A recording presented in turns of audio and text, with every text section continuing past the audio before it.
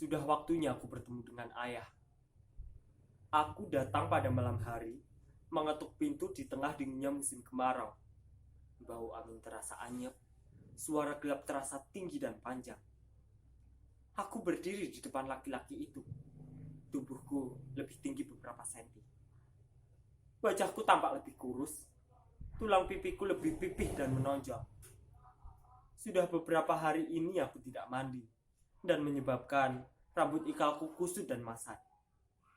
Namun aku perhatikan, rambut lelaki di depanku ini mirip rambutku. Hanya matanya sedikit lebih sipit. Jantan, namaku. Aku mengulurkan tangan. Kami berdiri di depan pintu. Aku duduk sebelum dia sempat mempersilahkan. Maafkan aku, jika kau terkejut atas kedatanganku malam-malam begini, ujarku. Aku seperti makhluk yang iblis selundupkan, atau seperti bintang jatuh dari langit bersama temaram cahaya rembulan di tengah malam. Jeritan burung cabak di atas rumah seperti mencium aroma kematian, getir di dada, melahirkan gelombang cemas yang tak pernah jelas. Dia mengambilkan segelas air putih dari dispenser. Silahkan minum, tawarnya. Aku mengangguk. Air putih itu kuteguk sedikit, lalu aku mengeluarkan rokok dari dalam jeansku. Aku merokok. Jariku menekan korek api. Aku datang dari tempat jauh, tapi udara di sini jauh lebih dingin daripada di kampungku. Aku juga perokok. Aku bisa menghabiskan banyak rokok, terutama jika aku gelisah. Jawabnya sambil menghunus batang milik putih. Aku tersenyum. Aku merasa dia memperhatikan barisan gigiku. Kerak nikotin yang bersenyawa dengan keganasan kopi. Keringatku menyebabkan aroma ruang tamu ini menjadi lebih pahit. Ia membalas senyumku. Lembut, tapi sinis. Aku bisa menghabiskan rokok berpuluh-puluh batang, meskipun tidak sedang gelisah. Aku datang dari pulau sangat jauh. Aku berangkat menumpang kapal barang. Aku sampai di rumah ini setelah berulang kali bertanya kepada orang-orang kampung. Ucapku. Aku tidak mengenalmu. Kau datang tanpa penjelasan. Jawabnya. Sebentar lagi, kau akan mendengar guntur meledak di rumah ini. Aku melanjutkan ucapanku. Itulah tujuanku ke sini. Aku menatap laki-laki itu hati-hati, melihat segala perubahan raut mukanya. Tenang, aku bukan perampok. Aku juga tidak bermaksud membunuhmu, kataku pelan-pelan. Aku hanya ingin mengembalikan pisau yang dititipkan di rahim ibuku kepada ayah. Bayangan pisau itu keluar berkelebat-kelebat pelan di kepalaku. Begitu jelas dan nyata. Ibu mengambil pisau itu dari dalam rahimnya, lalu melemparkannya ke udara. Aku menangkapnya sambil berlari kencang. Mata pisaunya berkilat-kilat, menyerap segala cahaya. Seperti ingin menikam segala rasa sakit tak tertangguhkan. Siapa ayahmu? Tanyanya. Tentu saja, ayahku adalah juga ayahmu. Jawabku dengan yakin. Dia terkejut. Setahuku, ayah tidak memiliki anak laki-laki selain aku. Dari mana kau tahu? Tentu saja aku tahu. Sejak kecil, aku tidak pernah mempunyai kakak laki-laki atau adik laki-laki. Apakah ayahmu yang juga ayahku itu tidak pernah bercerita? Sebenarnya kamu mempunyai seorang kakak laki-laki yang semenjak lahir sudah dibuang jauh-jauh, agar sejarah keluargamu tidak terkutuk karena aku. Aku dibuang jauh ketika belum genap umur 3 bulan. Semata-mata hanya untuk menangguhkan bahwa sejarah milik ayah seorang. Aku tidak percaya.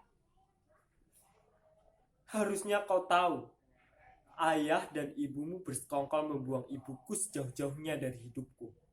Hingga aku tak pernah bisa menemukannya. Ibu tidak sejahat itu. Adakah yang kau ketahui? tentang kejahatan ibumu yang dibalut kebaikan. Tak ada dosa, tak ada salah bagi ibumu yang anggun dan baik hati itu. Seandainya ada dosa sekalipun, dosa itu tak pernah ia kenang, kataku pelan. Ibuku hanyalah perempuan yang iblis kirim untuk mengutuk sejarah ayah. Secara fisik, aku dan ibu bisa dihilangkan. Bisa dibuang sedalam lembah Tartasus, lembah paling gelap dan tak terjangkau siapapun. Lembah yang menjadi neraka tempat menghukum para dewa Yunani.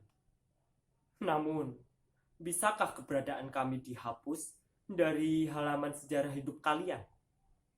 Tidak. Karena iblis telah menjadi saksi kehadiran kami. Dan iblis tak akan pernah mati. Aku menanyakan namanya ketika kami sama-sama diam. Maisa. Jawabnya pendek. Kau pasti anak laki-laki kesayangan ayah. Dia mengangguk.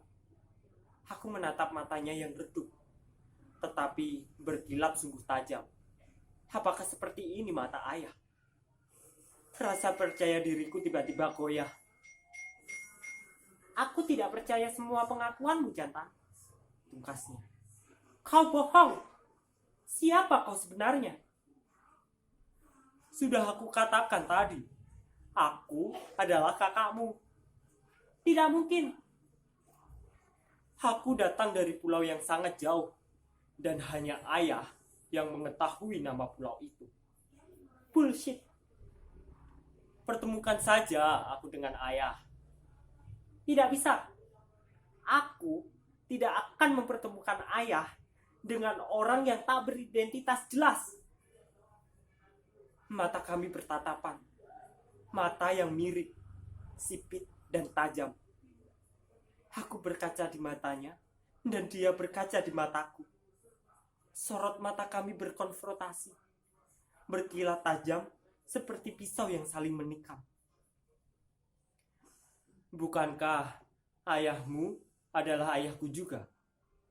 Dari batang kemaluan yang sama benih kita berasal. Kita dilahirkan dengan banyak kesamaan. Perokok berat, berambut ikal, dan bertulang pipi menonjol. Lihat mataku. Ujarku serius. Kami memang kakak beradik yang lahir dari ibu berbeda.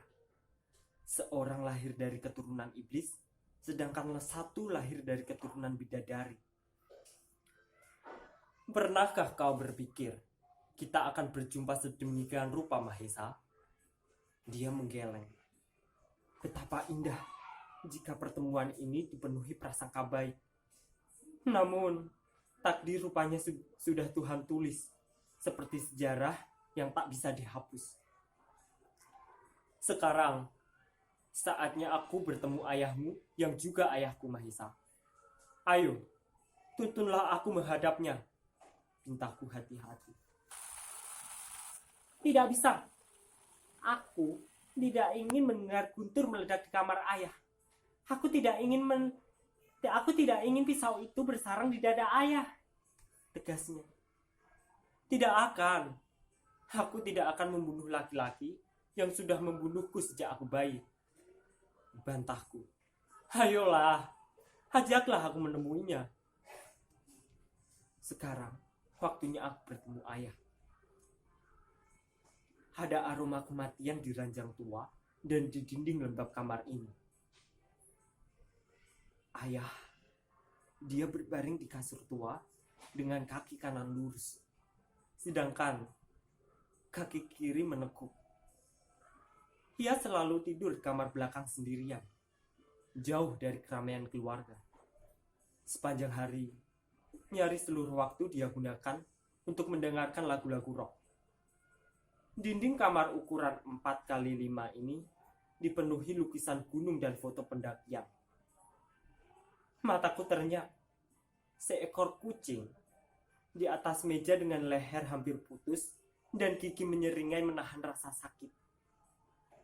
Kucing itu diawetkan dengan teknik taksidermi yang teliti. Ayahku ternyata penyiksa kucing. Mataku terpesona pada foto ayah dan perempuan cantik. Itu pasti Ibu Mahesa. Mereka berciuman di puncak Garuda, Gunung Merapi.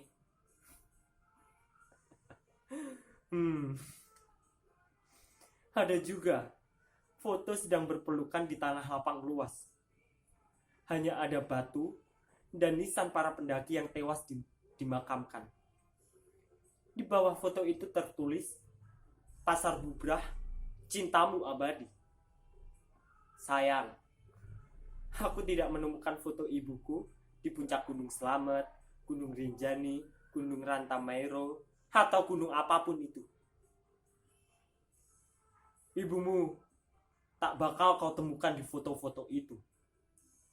Ia datang dari tempat aku tersesat. Ketika itu, aku makin jauh keluar rute dari puncak Gunung Slamet. Tubuhku sudah benar-benar lemah dan mengalami hipotermia akut. Ibumu tiba-tiba datang dan menyelamatkan. Tapi, ibumu tak membawaku ke puncak.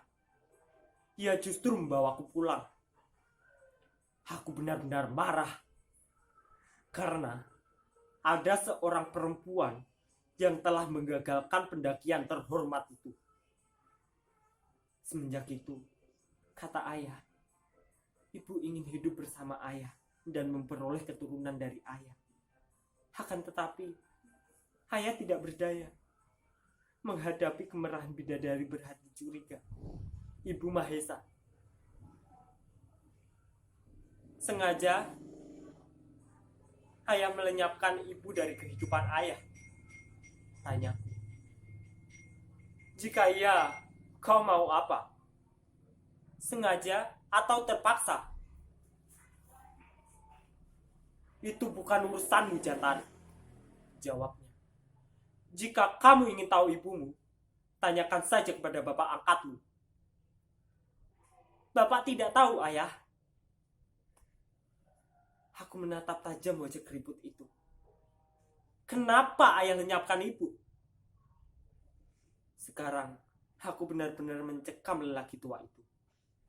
Dari kepalaku, mulai muncul bayangan ibu yang mengambil pisau dari dalam rahimnya, lalu melemparkannya ke udara. Aku menangkapnya sambil berlari kencang. Mata pisaunya berkilat-kilat, menyerap segala cahaya. Seperti ingin menikam segala rasa sakit tak tertangguhkan.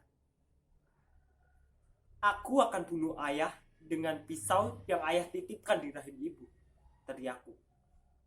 Katakan, di mana ibu kau lenyapkan?